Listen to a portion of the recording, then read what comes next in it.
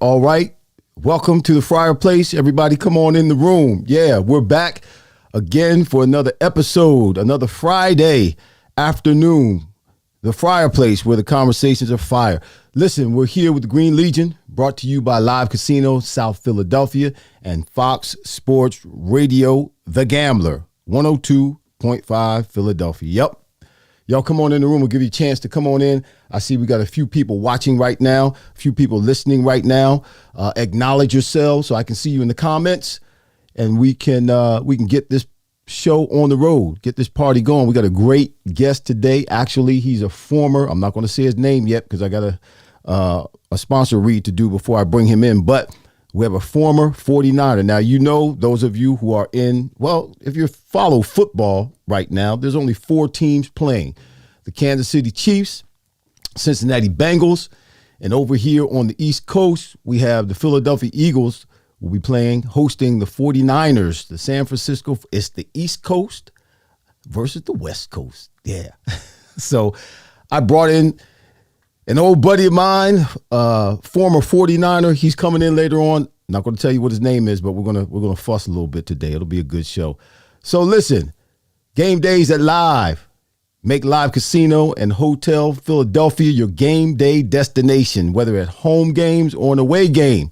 Head to the Center Bar Sports Social to watch the game. Enjoy food, drink specials, giveaways, contests, and more. Participate in Ron Jaworski's $100,000 football challenge.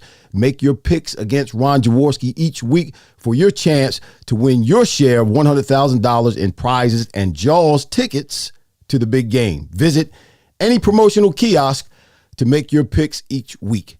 You must be 21 years or older, of age. If you have a gambling problem, call 1-800-GAMBLER. Visit Live Casino Philly, livecasinophilly.com for details. I see you coming in the room, Wanda. I see you coming in the room. Who is that? NFL Alumni Podcast, Raw Unfiltered Football. Okay. Yes, we are a part of the NFL Alumni Podcast. We're actually called the Alumni Media right now. The NFL Alumni Media. We changed our names. We're growing. We're getting bigger. Eyes of Visuals. Is that Horus Visuals? Eye of Horus Visuals. Good morning, cousin. Who is that? Is that you down south? Is that you, Dwayne? Yeah, I think that's Dwayne. Good afternoon. Good to see you too. What's going on, Hope? Good to see you. Listen, I don't want to keep our guest any longer today. I want to bring him right on in the room. Listen, if you have a question for him as you're listening to us banter back and forth, if you have a question for him, put a Q, in the comments, then a semicolon, then I know it's a question. We'll throw it up and we'll address it on in the show. So listen, he's a Pro Bowler. He's an All-Pro. He is a Super Bowl, 3-time Super Bowl winner with the 49ers, when they were just killing everybody in the 80s. He was one of the guys up front that made it all happen. So we're going to bring him in the room. Come on in the room, Randy. This is Randy Cross, everybody. Say hey. Hey, Irving, how you doing, man? I'm good, man. Listen, I'm jealous. I'm jealous of you because you still have all your hair. And I can't grow any hair, man. I got this gray stuff, black and white. I wish it would turn white. If it's going to turn, just go ahead and finish turning white. I think that's pretty cool. But you still got all your hair, man, and it's nice. It looks good, bro. Yeah, hey, I ain't gonna lie. You get that from your mom. They tell me you get that from your mom. So I got to thank my mom and her family Okay. for the All right. for the great head of hair, because my kids have the same thing. Wow, that's wonderful. I'm not gonna say my mom is bald because my mom's probably watching right now, so she's probably listening. Yeah, Right. I wouldn't go there. Mom, yeah, you got gray hair. Love you. Thank you very much. I got my baldness from my father. That's where I got it from. Yes, I did. Not my mother. Listen, just in case folk don't know, I just wanted to run down some stats real quick. Randy, I know you know them. Maybe you've forgotten some of them, but I just want to make you feel good real quick. All right. This guy was a second round draft pick in 1976, right? 49ers, played 13 years in the league, all with the 49ers. That doesn't happen anymore. This is old school. He's from my era, y'all. 3-time Super Bowl champion when the 49ers were dominating in the 80s. 3-time Pro Bowler, 3-time first team All-Pro. Only missed talk to me about this. You only missed 8 games in your entire career. 13 years, and you missed half a season in all that time. How did you do that? Because we don't see that anymore. I mean, we can talk about this part all day long. I see guys run a route. I look at receivers all the time. Obviously, you're a guard, a center guard. But I see guys run a route. They'll catch a ball, or they'll catch a ball and run for 15 yards, then they go to the sidelines. And I just don't get it. But you only missed 8 games. Talk to us about that toughness, the mindset that it took you to hang in there that long. Because I'm sure you had been banged up, you had injuries, you had bruises and bumps, and it's what we do in football.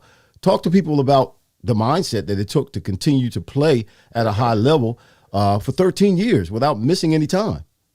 Yeah, I mean, I had some little pods where I didn't. I didn't get the start, because that's always what they put on that list is, starts in the NFL. My last few games of my rookie year, I had a head coach who was the legendary offensive line coach for the Miami Dolphins and their undefeated team, Monty Clark. Mm-hmm. And he came to me with about 3 games to go. And he said, because I had started all the games, he says, "You're not going to start the last few games because we're going to play some of our veterans, because I need to see if I can get something for some of these guys and get them some playing time." I was like, wow. What? Wow. Yeah, okay. wow. Where did that come from? Yeah, sure. No problem. And then I had 85, I blew my knee out in the 15th game. So I missed that 16th game and the one playoff game that year. But other than that, and I had one little petty BS non-start. I was in a contract tiff one year, and I basically held out. I basically no-showed them. Okay. At the end, and they said, "Okay, we're going to give you your money, blah blah blah blah, but you're not going to start this week." Wow. Like, so they're going to give you your money and then mess with your money. One play. Yeah. They give you your money, then mess with your money. Yeah. Yeah. Now you said you. Yeah, but you're hurt all the time. People don't understand. It's a cliche about the difference between pain and injury. I had lots of pain, Right. and hell, I had lots of injuries. I had an off-season injury in '80 after our first Super Bowl, May 31st of '82. Mm-hmm. I dislocated my left ankle, completely dislocated it, turned it all the way over. What did that look like? Your foot's going the other way? I was wearing Pumas. Oh. And the swoosh was looking at me. And I was like, that ain't right. And I tore the tendon sheath, what we call high ankle sprains. Right. But I tore it about that far up the bone. And I broke my fibula. And I did that on May 31st. I didn't start in the first 3 preseason games, but I started the last one and played all the regular season games that year, with basically a Lexan shield, a shield thing on my leg to keep it from getting rebroken primarily. But that was, it just, mind over matter. It's goofy. People think you're crazy when you tell them, if you don't mind, it don't matter. But when it comes to injuries and answering the bell, that goes a long ways towards understanding it. I think there was a more of that attitude and that disposition and that mindset when we played and before the times we played than there is now. There's been brought more awareness. We'll talk about this later on the show, more awareness of injuries and concussions and things like that. So players are less likely to do some of the things that we were doing, and coaches are less likely to ask players to do some of the things that our coaches were asking. I mean, there were times I was injured and I had a concussion or broken hand, and my coach said, listen, there's nothing wrong with your legs. Get back in there and be a decoy. So, yeah. And there's a fine line, in my career. I look back now, and I tell people this all the time. You probably can testify to this. There's a fine line. You talk about being hurt and being injured. When you're hurt, you can go in and you can still play. You can operate maybe 85, maybe even 95%, or somewhere between 80 and 95%. You're not 100%. Mm-hmm. You feel pain, so you're hurt. But if you're injured, you can't play. There's something to the extent that you can't go out in the field and play. But I know many times that I probably was injured and not hurt, but because of the mindset that we had, I thought I was being tough, but I was really being stupid. And there's a fine line between being tough and being stupid. And we just didn't know the difference. We always crossed that line because there were times I can remember I should not have been on the field at all. Yeah. And I was. And, it said that God takes care of babies and fools. So while I was being a fool, God was taking care of me because I surely should not have been out there. Well, and it's a tried and true. It doesn't matter what era you're in. Mm-hmm. It could be back in the 70s or 80s or 90s or today, whatever. There's one thing, if you're a front office member of an NFL team or a member of a coaching staff, you can count on one thing being relied upon. Players are paranoid. And players are afraid of losing their job. I don't care if it's your all-pro quarterback. I don't care if it's your second-team tackle. I don't care if it's your gunner on the punt team. If you're not going to play, you know damn well whoever's going to replace you could literally replace you. Right. And right. you might not get back on the field. And that whole it's a cultural thing in football, but it's real. And right. There are guys that have had that. You only have to see that happen a time or two to suddenly they're going, doesn't that hurt? Get that also. Doesn't that hurt? Hell yeah, it hurts. Yeah. But I ain't coming out. And then also, I played when I got drafted a little bit after you, a few years after you. But I got drafted. I was on New England Patriots. And I had guys like Steve Nelson. Steve Nelson, he was a linebacker. I know you know who Steve is. I know Nelly. Yeah. One of my favorite people in the world. I mean, I love that cat. But Steve told me, here's what Steve told me my rookie year. I got hurt in the preseason down in Washington, caught a ball across the middle, and my own teammate hit me, and I ended up falling on the ball on my ribs, and I cracked my ribs because I fell on the ball. And so I was out. But I laid on the field because I couldn't breathe. I couldn't get up. So when they finally got me off the field and I went inside, and when I came back outside, I was sitting on the sidelines to watch the rest of the game. Steve came over to me and said, listen, don't you ever lay down on the field ever again. That's not what we do. I don't care how hurt you are. You walk your behind, you crawl your behind off the field. We'll take care of you here on the sidelines, but don't you ever lay down on the field again. Listen, I was playing in my next to the last season of my career. I was in Washington. I was in Philadelphia. I hit a guy, and my spinal cord went into spasm. And I promise you, I was I couldn't move, but I dragged my butt over to the sidelines, and I'm laying on my back on the sidelines. I can't move. But that's how we play ball, like you say. If we were tough guys, and if you did anything less, you weren't a tough guy and you didn't belong. Yeah, yeah. It was definitely it was a different game. That's what people don't understand. Right, I right. mean, and you know about the hazards of going across the middle. Hmm. Um, But they you taking ever that heard intimidation factor out of the when game. when was the last time you heard that term, either on radio or TV or in conversation about going across? Going across, there's no penalty for going across the middle. No, that's right. There are no Steve Atwaters or Dennis Smiths or Ronnie No, Lots no, or go exactly. down that list Right, right. that Jack Tatum that are Yeah, just gonna freaking bone you right. And that, and that and and that's a factor that plays into the mind of the receiver, whether or not he's going to make a business decision or not when that ball's a little bit high. And that plays a factor in the outcome of the game. The intimidation factor that used to exist in the game of football does not exist anymore. Even the quarterbacks, yeah, as they're standing in the pocket, you look at the Terry Bradshaws and the Kenny Stablers and the Fran Tarkingtons.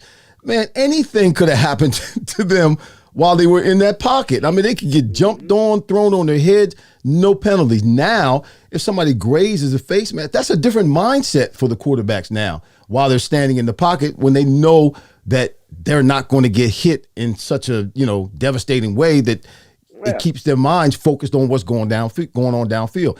And yeah, there's penalties that happen in the middle of the field when the receiver's going across the middle. It's the defensive back gets a penalty for hitting him. Yeah, yeah. And it's So stunning the difference right, because it's and these guys don't understand and God bless them, they're whatever, the guys that play today and they're bigger and they're faster and mm-hmm. stronger and it's just a matter of physics. If they were still playing the way that we played, there'd be some problems. Be a lot. There'd be There would be a some lot more injuries. Yes, sir. there'd be some serious problems. And that was the whole thing that came out of this whole DeMar Hamlin. And thank Right, God the young man was right. fine. And the great action by the medical people there on Mm-hmm. hand and what they did, that was fantastic. But I was really struck by, both in the media and just in general, people that played the game, people that have been around the game for a long time, genuinely acting surprised that they had just figured out that this game was dangerous, that this game could be like ultimately Right, dangerous, right, and it right, never hasn't been. But it was like, oh my goodness, what are we going to do? What do you mean we going to do? You're not going right. to do anything. It's nothing. There, You're there's not going there's to no cap. legislate that. Yeah, there's no cap. There's no ceiling. Let me say it this way: there's no ceiling when the game starts and the players are on the field. There's no ceiling as to what can happen. It can be as bad as someone dying. That can happen on any given Sunday, on any given Monday night, on any given Thursday night, on any given Yeah. Saturday in college, even in high school, on any Friday night.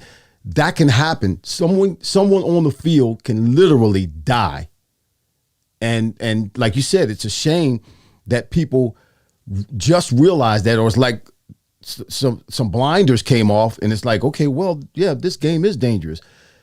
That's why for me, when athletes are trying to get more money, they're trying to extend their contract, they're trying to do better for themselves, do more for themselves and their family and for the generations that are coming up in their families. And people criticize them, well, you're under contract. Why are you asking for more money? Well, when I'm under contract, I can also be cut. They can cut me when I'm under contract. But if I'm under contract trying to get more money, it's because something like that can happen, like with DeMar, at any time. Yeah. Well, and also, you got to look at, again, hearkening back to the way the game was played and where it is now. Part of it is, I think, many of the current players over the last couple of decades playing, Mm-hmm. it's more of a brother-in-law game. Right. We are all in this together. Right. And I know you were involved in the NFLPA, Mm-hmm. and it was more of a brotherhood. Now Right. it's more of a brotherhood. Now we're all in this together. Mm-hmm. Mm-hmm. Well, that was definitely not the case No, that wasn't the case. back in. No. I Back. I I I took care of one type of player, the ones that wore the same uniform as me, Right. and Right. that I was supposed to take care of on offense. Period. End That's of it. report. I didn't care about you on the other side. There you I go. knew a bunch of guys that didn't play, played in the league, but on a Sunday, hey, your health And you're whatever, that's your problem. That ain't Didn't mine. matter. That's right. I'm taking care of my guys. That's right. Yeah. That's a woof. That's a different.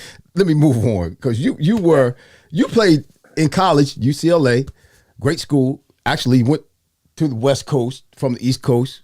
Born and raised in New York, right? Yeah, and I'll tell you too. You'll believe this, or you'll appreciate this. My favorite college football coach in the world, who recruited me for 2 years, Dr. Tom Osborne. Tom Osborne. You know, just the finest gentleman, fantastic guy. Got a chance to meet him later. Outside of football, what a great guy. And the next year, my freshman year, we beat Nebraska. They had just won the national title. We beat them at the Coliseum. My sophomore year, we went back to Lincoln. Had the misfortune of doing a home and home, which was a stupid move because we went back to Nebraska and they beat the brakes off us. Well, just like you said, that whole interaction with Tom was the deciding factor as to why I went to the University of Nebraska. One of the deciding factors, because my mama said, that's a guy that I can trust. He sat down in our house. He drank. He ate our food. He listened to my sister play the piano. He drank Kool-Aid I made. He was just genuine. He had this calm about him, this attraction about him that, like you said, he was just wonderful. And he was on my show on this podcast just a few weeks ago. Do you know, and it's not just me, he probably does this, I'm sure, with all of his players that he coached. If I were to call him right now, he would answer phone. He answered his phone. Hey, how you doing, Irving?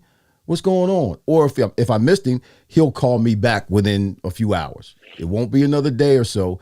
He'll call me right back. He is an awesome, awesome man, awesome coach. Yeah. But So I was lucky enough to have a head coach, Dick Vermeil. It was much like that. I mean, Bill Walsh was kind of like that too, as was Jerry Donahue. But right. Dick Vermeil. My parents got Christmas cards from Dick and Carol Vermeil like 20 years after I was out of college.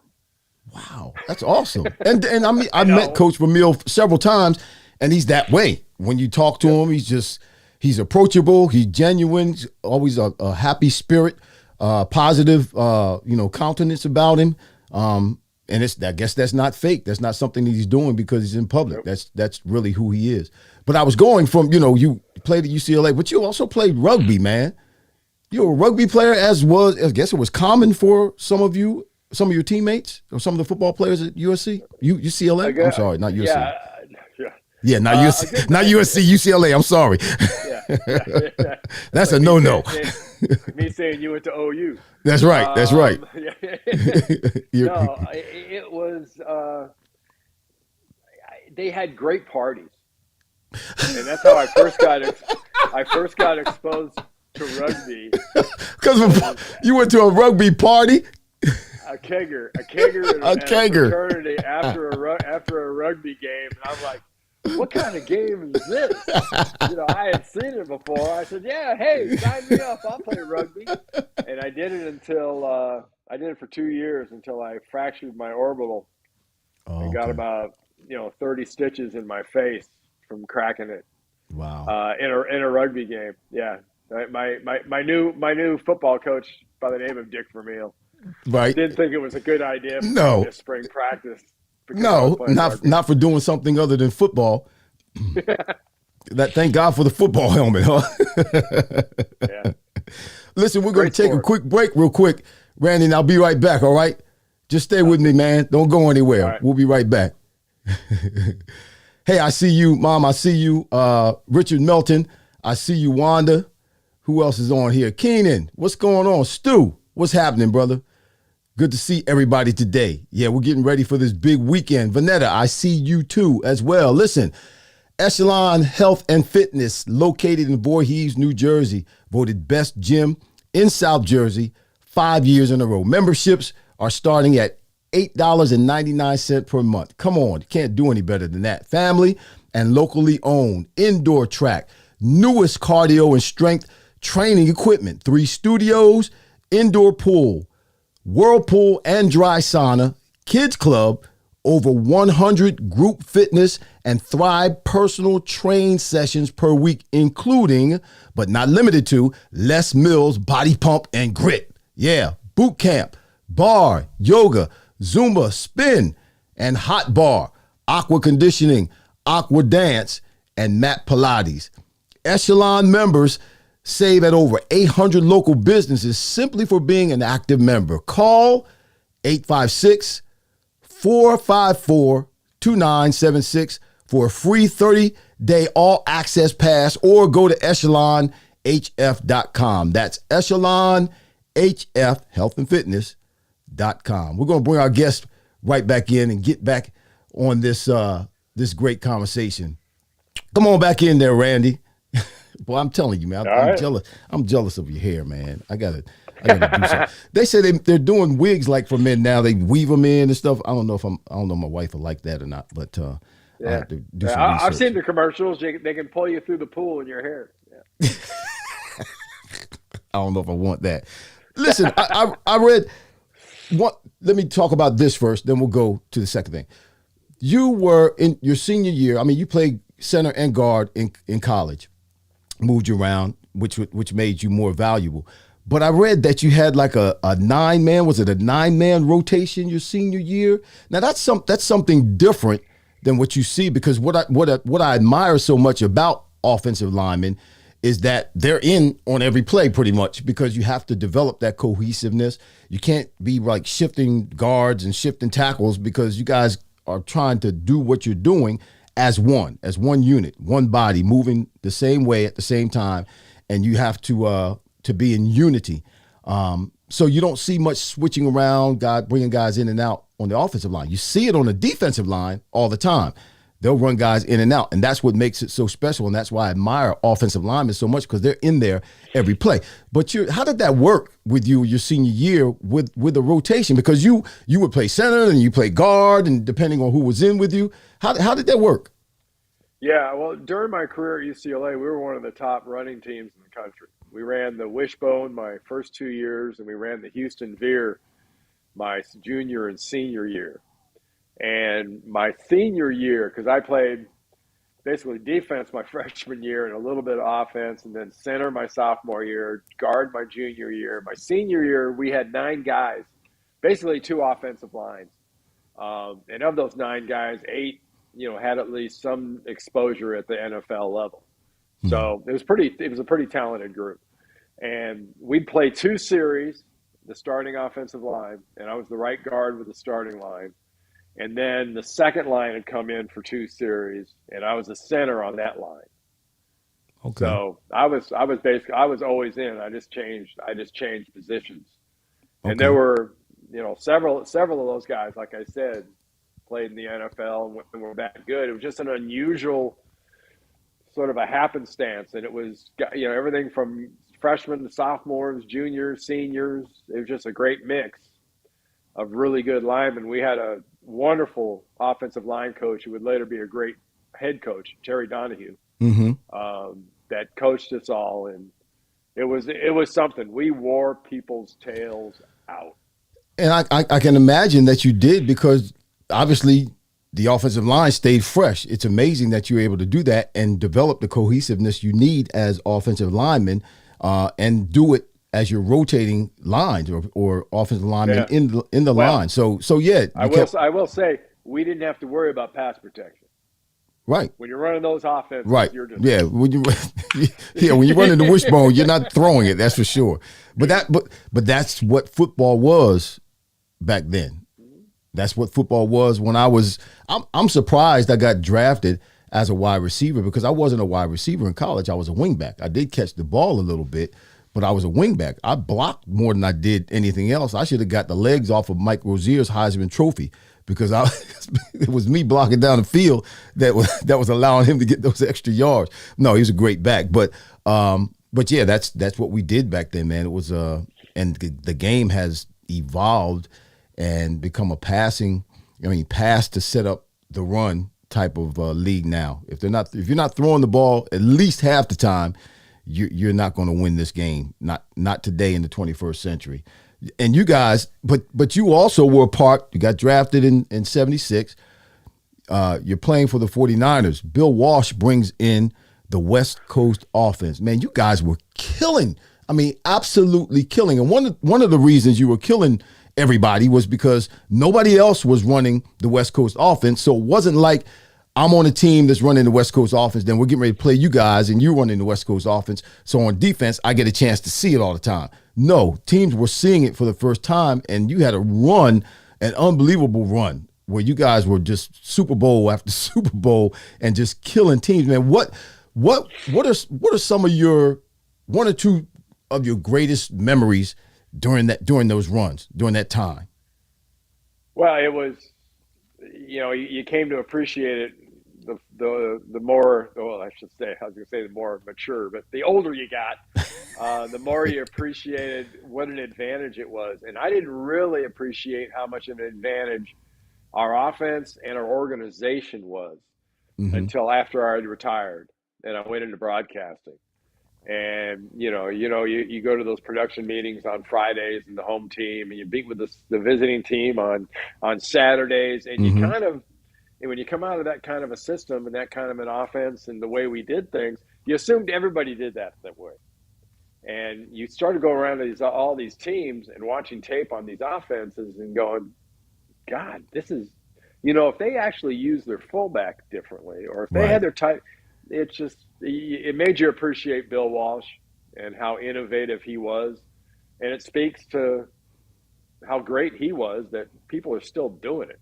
And, it's all over the league, and they're still riffing off it, right? And that's one of the things, like in the Philadelphia San Francisco game, and you can say the same about Cincinnati, but maybe not to as much of a degree in that game, but definitely in the Philadelphia San Francisco game, fullbacks, tight ends, two tight end formations, and those used to be like Stone Age football, right?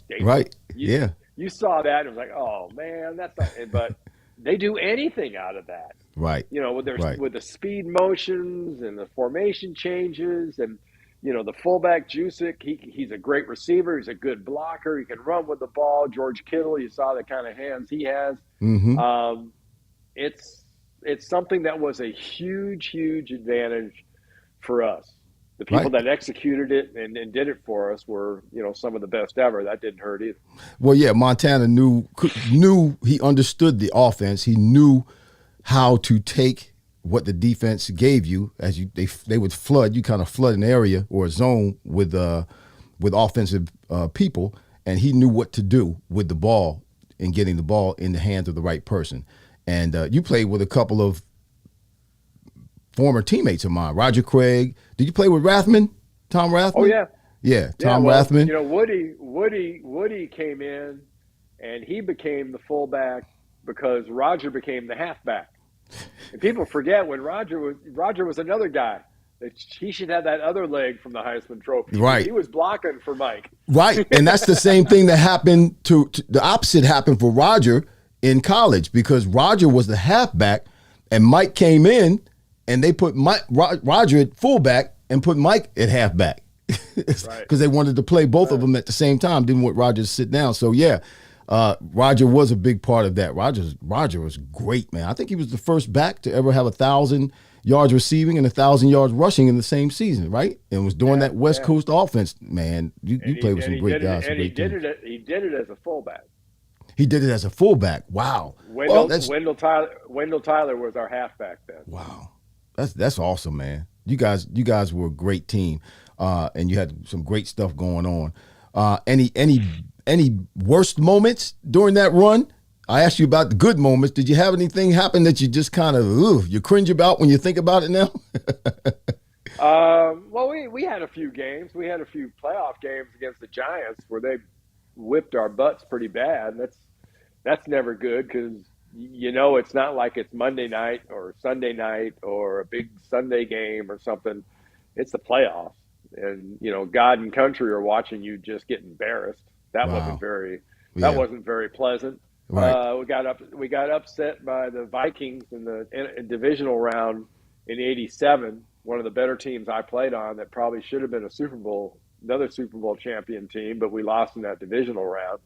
Anthony Carter had an out-of-body experience. I think he had like 12 catches for about 220 yards and a few touchdowns. Wow. Yeah. I remember Anthony Carter too, yeah.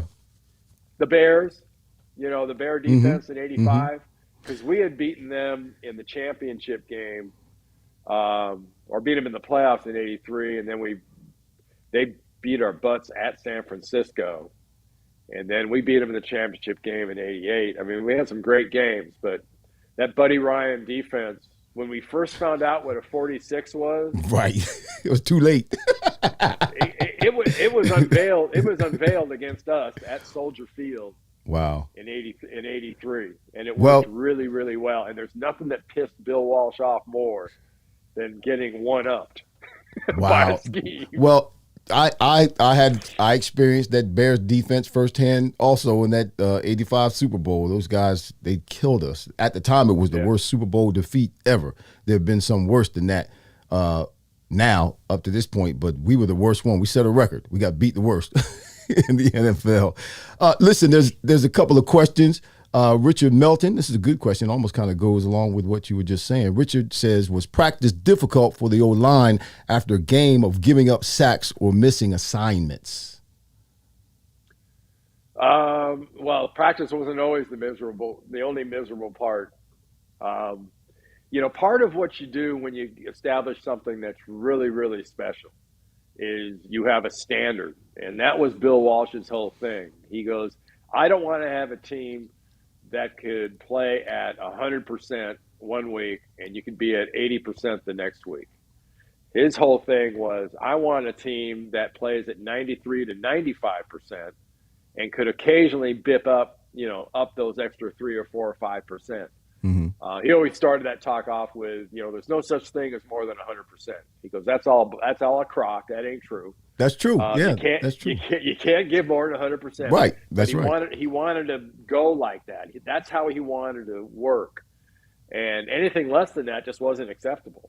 Right. That's why, after we'd won a Super Bowl or so, anything less than a Super Bowl wasn't acceptable. And that's a lot of pressure. It's a lot of pressure. Yeah. It's a lot of pressure. Yeah. It was very clear. You either won or you were going to get replaced. And we saw that happen quite a few times. Yeah, yeah. Because once you make it there and the team, and again, in that era, guys didn't run all over the league and join different teams. You pretty much had the same team year in and year out. So guys didn't leave. Yeah. So if you won it this year, it was the same agenda the next year and the year after that. Otherwise, it was a bust. The season was a bust. If you got there once, we can get there again. So yeah, after your career, we're going to keep it moving. After your career, you got into football analysis. You became an analyst. You were with CBS, then you went to NBC, then you went back to CBS, and then I think you were doing Patriots games. Was that during the Tom Brady run when you were doing the preseason games with for the Patriots? Yeah, that was basically just about his first 10 years in New England. I started doing that with Don Criqui. We did them for 10 years, preseason games, and it was pretty cool just to be around that team and be around Belichick and get a chance to watch their practices and how they functioned. And a lot of it was extremely familiar because it seemed very, very Walsh-like the way that it didn't take them long to get to that same kind of standard. Right. That championships were all that mattered. Right. They were all that. One thing that really struck me about that group, though, Irving, is, and we all like success, and everybody wants a Super Bowl ring. If you play the game, you want a Super Bowl ring. You never saw one at New England. Wow. They put the banners up at the last preseason game, but if you walk the halls or you're in the locker room or you're in the offices, you didn't see pictures of rings. You didn't see people wearing rings. You didn't see nothing about last year's success. And that was a lesson that, I know I learned from Bill, was that, the key to having success is forgetting about anything in the past, anything, whether it's good or bad, doesn't matter. Right. Never happened. Doesn't really happen. And people look at you like, that's baloney. No, it's not. No, you're right. That's why, like in business, you have a year where your sales are off the charts. Right. You've beat your budget 150%. Everybody celebrate. Well, the day after that celebration, none of that happened. None of that matters. Yeah. None What you of go that because what are you going to do now? What are you doing in the present? What are you now, going to do now? right Yeah. now. Right. Yeah. And What matters? that's but the only standard you have now is that 150. Right. It's not even that 100 where it was the year before. It's that Exactly. 150. That's Exactly. where you start. Mm-hmm. That's So awesome. and that's something for a lot of people. It's hard to kind of squeeze that into your head. Well, I mean, as people, we like to start things and we like to finish things. You know, we love it when we're starting school. We get our books, go sign up for our classes, all that kind of stuff. And we love when we walk across the stage to graduate when we finish. It's what's in between the start and the finish that takes the grind, that takes the consistency, that takes the effort, you got to focus, you got to sacrifice. All those things in between the start and the finish are where we lose people. And particularly over time, you have to be consistent over time. And a lot of people just can't do that. They can't do that. That's why a lot of people don't play professional football. That's why a lot of people aren't successful, because they just are not able to maintain that kind of mindset and exert that kind of energy over time, because that's what it takes to be successful. We had great success early, and then the year after the first Super Bowl was the first strike in '82, and we handled winning so badly. We went from 16-3. The next year, we played 9 games. We were 3-6. Wow. And it was deplorable the way that we played. And Why do you think that is? Because there's teams that happens to today. I mean, look at last year's Super Bowl champion. I guarantee you, when the LA Rams look at it in retrospect, they celebrated too much. They partied too much. They patted themselves on the back too much. They enjoyed the whole process of winning too much. The analogy we were given about that time in the '82 is we had to learn that every season's a time capsule, and time capsules are meant to be buried. So when that season's over and that time capsule is done, you take it, you put it in the dirt, you cover it up, you move on to next, and you fill up the next box. That's nice. That's nice. That's a good way of, again, anytime we have a measure of success, anytime we have a season of accomplishing a goal or getting a victory in our lives, we celebrate it, but then we put it in that time capsule, bury it, and keep moving. Can't live off your past. Can't live off the past. Past doesn't pay the bills, does it? And not at all. But that was a valuable lesson. It was terrible, but it was a valuable lesson. Right. That paid off, in future years, because '83 we got back to the championship game and lost in a semi-controversial ending with the officials kind of deciding the game late in Washington. Right. And then the next year we were 18-1 and kind of flowed from there. Right. Richard asked the question, is Randy in the NFL Hall of Fame? No, Randy's not in the NFL Hall of Fame, but he is in the College Football Hall of Fame. So, and that was something that I saw too. We got just a minute or so before the next break. There's a lot of your teammates, or just a few, I should say, of your teammates who are in the Hall of Fame, but you had Hall of Fame numbers. You've had Hall of Fame other players on your team. Your team was a Hall of Fame team, and only a few of you have been named into the Hall of Fame. You know what? My name's been on the ballot a couple of times, man. I get frustrated. I get frustrated. Yeah. You know what I wish they wouldn't do? I had Everson Walls on the show a few weeks ago, and what they do is they name, who's been on the ballot. Then they chop it down to 25, and they name those guys. I kind of wish they would just name the winners, whoever's on the Hall of Fame, when they come to the conclusion, because when they put you on the ballot and then they take you off the ballot, it makes you feel like a failure. It's happened to me a couple of times. It's very, very frustrating. It can almost, I saw, I can't think of his name now, but there was a player Oh, you might remember him. His name, it's not coming to my mind, but he was a receiver. Was it Drew Pearson? Yeah, Drew Pearson. He was very upset when they didn't name him to the Hall of Fame. He was literally crying and saying that they broke his heart. But yeah, you should be in the Hall of Fame, my friend. You got my vote. Well, yeah. Well, I appreciate it, Irving. It's no, it's I have learned that there's things to worry about, but the Right, things I worry about and I concern and burn energy on are things I have control over. right. There you go. And the opinions of others, and whether they're voters or just others, Hmm. I can't do anything about that. Nothing. That's a I can't even try to educate them. wow. Listen, everybody who just heard that this is coming from a wise man, not just because he has white hair, not just because his hair is white, but he's an experienced man who's gone through ups, downs, trials, tribulations, had to deal with people. He's been at the top. He's had his struggles. He's had challenges physically, emotionally, all of that. And he said to deal with what you can deal with. Take what you can control, and that's what should consume your mindset. What people have to say, things that are not in your control, don't worry about it. Don't spend any brain power trying to deal with it. We look around and we try to put our hands on things and try to control things that we have no control over. We drive ourselves crazy. We do as people. So Yeah. I'm going to take that advice and I'm going to stop worrying about the Hall of Fame. I'm going to stop worrying about the Hall of Fame. I haven't been worrying about it. It's something that I want. I would like for it to happen, and not so much for me though. I would like for it to happen for my family, for my mother, and so that she can feel good about what she produced. Oh, it bothers my family and my kids. Right? Yeah. It bothers them a hell of a lot more than it bothers me. I know that. Right. Hold on. Hold on. We're going to take another break, Randy. I'll be right back. All right.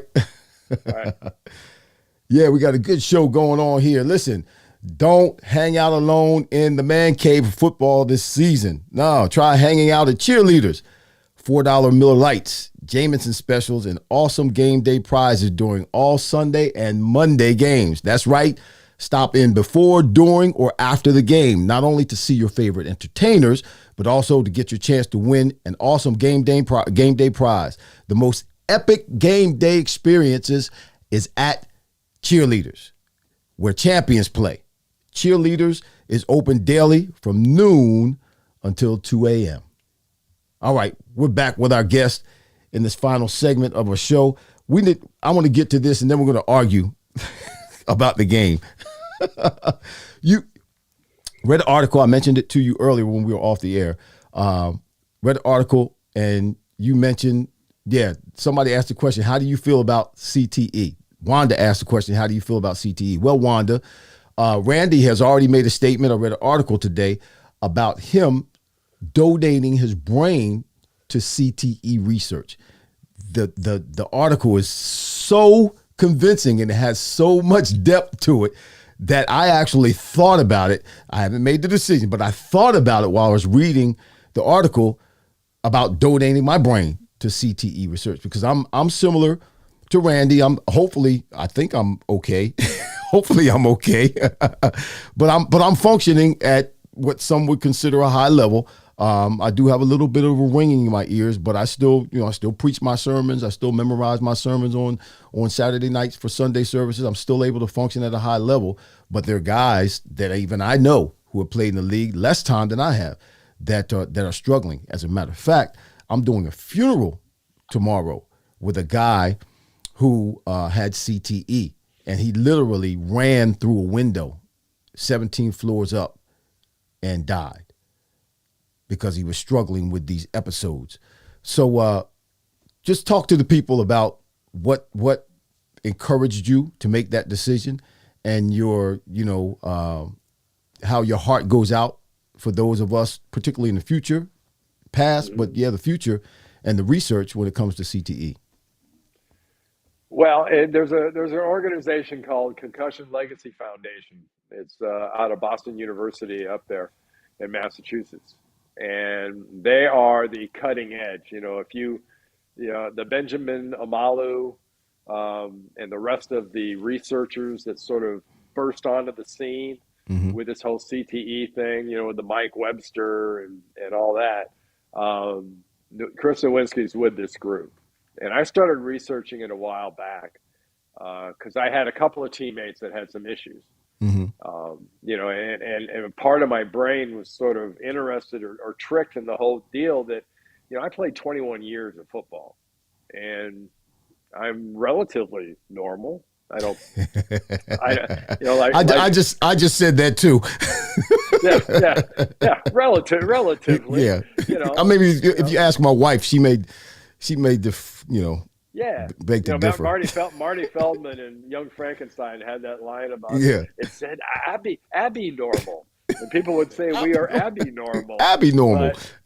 But I looked at it as, there are a percentage of people that have done it at a high level for a significant period of time. Even if you haven't played for a significant amount of time, but if you played high school football and you played youth football, mm-hmm. And you're fine, why not? Because it's why not donate your brain? It's not like, they don't try to take it right away. It is a post-mortem sort of. Well, I was going to say, you're going to be, you're not going to know. Yeah. You can still use it, but it's no different than I'm an organ. I've signed up as an organ donor, so it's no different. It's just you're another organ that you're donating. That's all. Yeah. And there are so many people out there that are struggling. Until you start studying it, you really don't know. Because especially, those of us that go away, whatever you want to call retirement or leaving the game, those of us that go away, some literally just go away. They fall through the cracks.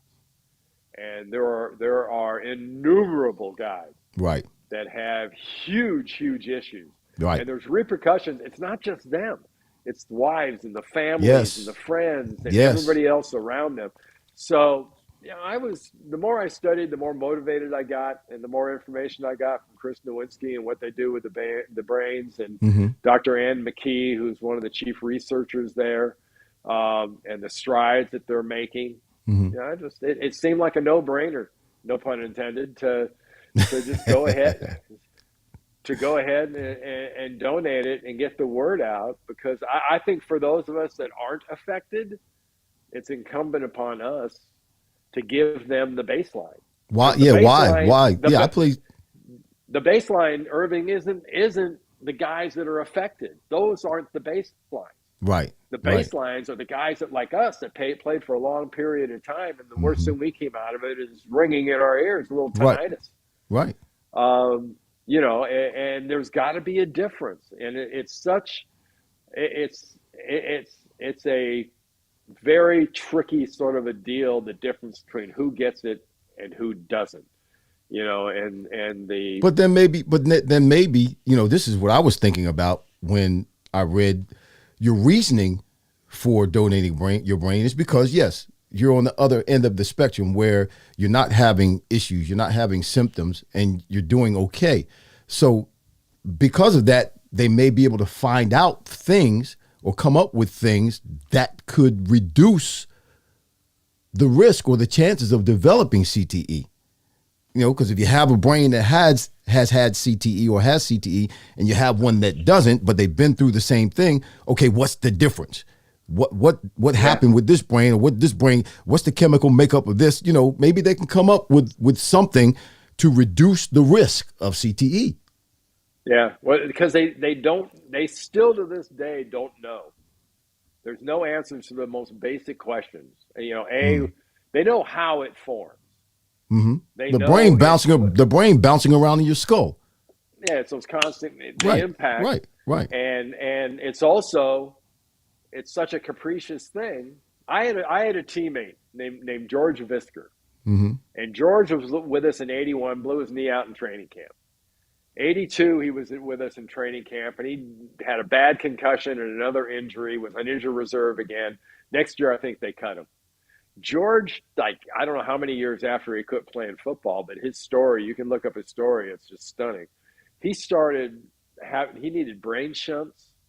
Wow. they needed to start draining his brain, the fluids that were Wow. building up on his brain. I mean, Wow. all sorts of surgeries and Right. everything else. And that's one of the guys, and that's one of the cases I looked at and went, "Wow, if you can stop one of those, Right. because Right. they don't know why." Randy over here, who plays 21 years and has Mm-hmm. nothing, and Irving over here that plays X number of years and has nothing, Right. and George over here who basically played high school, college, and a year and a half of NFL participation And he's got it real bad. is bad. And the Yeah. guys that go through the things that they go through, and we see it in friends all the time. Mm-hmm. And there's guys that you Yeah. talk to probably weekly, monthly, Yeah. that you Yeah. look at and you can see changes. You can Yep. hear changes in their voice. You can hear Oh. them get pissed off faster and all that. You're just kind of going, Yep. They're slurring. They get lost. I got a couple of good friends. I won't mention their names, but that are Yeah. still here close to me, where they get lost trying to go somewhere. They got the shakes. Their speech is slurred. So yeah. Well, my hat's off to you, man. My mom said, I'm not donating my brain. Well, you don't have to, Mom. You didn't play ball. You good. You didn't play ball. You're good. We know your brain won't have anything to do with it because you didn't you didn't play ball. You're good. Now mine, on the other hand, her and all that wonderful hair. and all that wonderful hair. All right, let's talk about real quick while we got a few more minutes. 49ers, Eagles. Somebody's going to the Super Bowl. It's either going to be the 49ers or the Eagles. You're the 49ers, and I'm the Eagles. Although you're down in Atlanta right now, you still follow the 49ers? Oh, yeah. Are you a 49ers fan? Well, I actually have had the luxury over the past 10 years of not doing NFL games and being on the college end where I can actually follow and kind of root for them. So, Nice. Yeah, I mean, it's been nice to be able to follow them closely with a bit of a rooting interest. You look at the game, man. I mean, it's the number one and number two defenses in the league. Right. They're both allowing about almost right at 300 yards a game, which in today's game is pretty dang impressive. Yeah. And then offenses, you got number one and number four. Right. They both run the ball really well. They both have innovative offensive coaches. There's going to be some differences in this game. I think one of the severe differences that it will tilt things is going to be Jalen. Right. How he plays, because I think his feet can be the deciding factor, because that's something that Purdy can't do. Well, he can, but he's not going to threaten people with his feet. Right. And Not at the level that Jalen can operate. Yeah. Jalen can escape and go. And the fun thing is, it ain't the first time these two have faced each other. Right. Last time they faced each other in college, Jalen had 3 touchdowns passing and 1 touchdown rushing. And Brock had 5 touchdown passes. Right. And it's going to be, I think, maybe not that sort of scoring, but it's going to be that close. It's going to be, like 27-23, that type of thing. I believe there's going to be a lot more points. I think the over-under is like 45. I think it's definitely over. Yeah. Definitely the hardest challenge that the Eagles will face this year.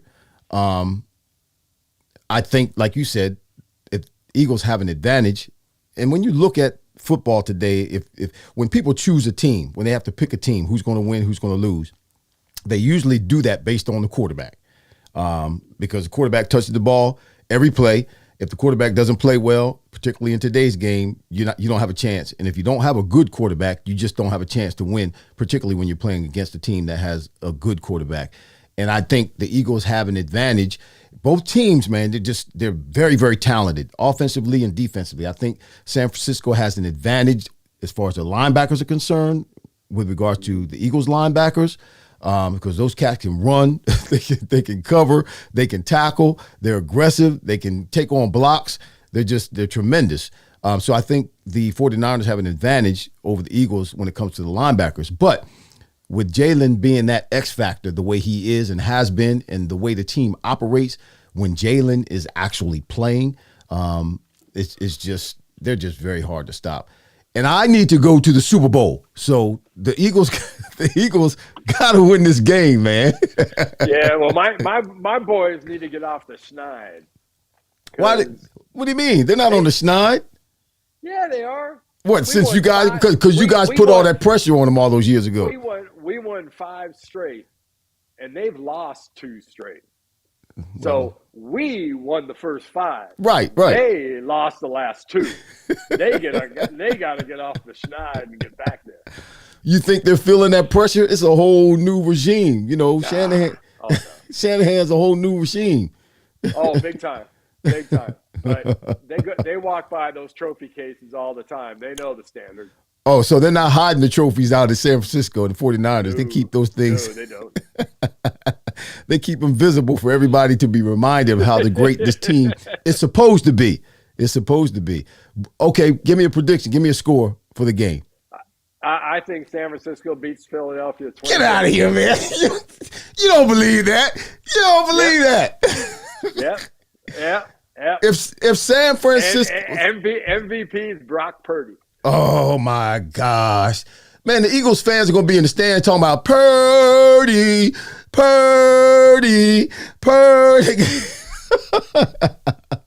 And you know what it's like. That guy's a definition of you don't know what you don't know, and he don't know a lot. Yeah, he don't. But you know what? And Purdy does have moxie. I like him. He does. He has ability.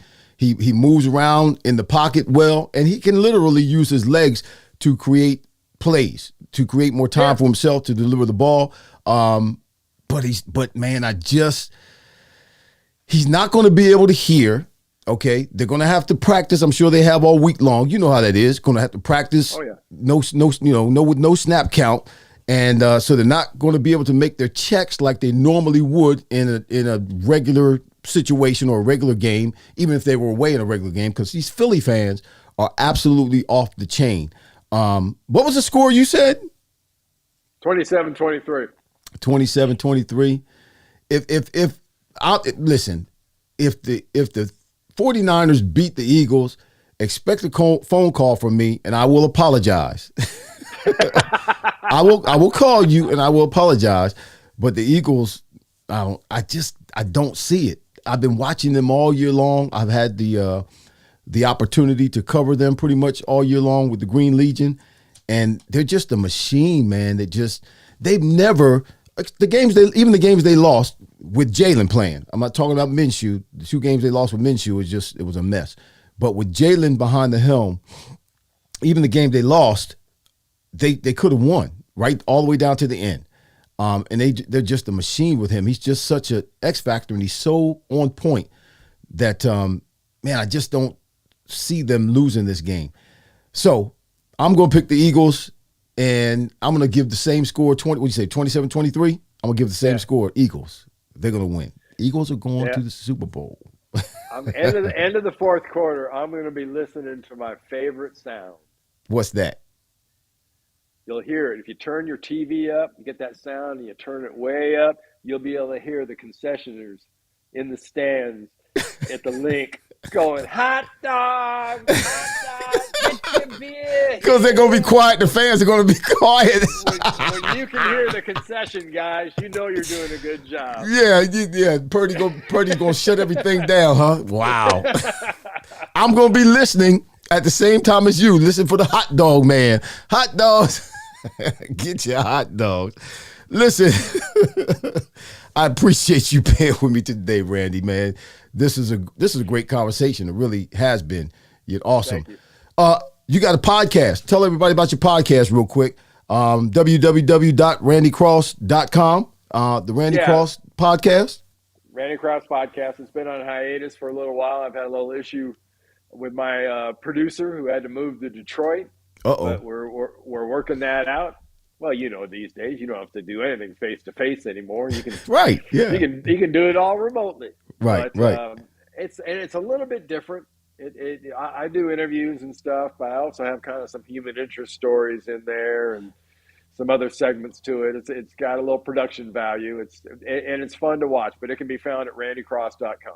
That's awesome. I do the same thing here. Right now, we're doing a lot of football because, the Eagles are on the rise, and It's the latter part of the season, conference championships, Super Bowl, all that stuff is on the horizon. Yeah. You But won't have that problem for a while. right. After a while, a couple more days, you'll be a couple good. more days. Okay, yeah, right. He's talking joke.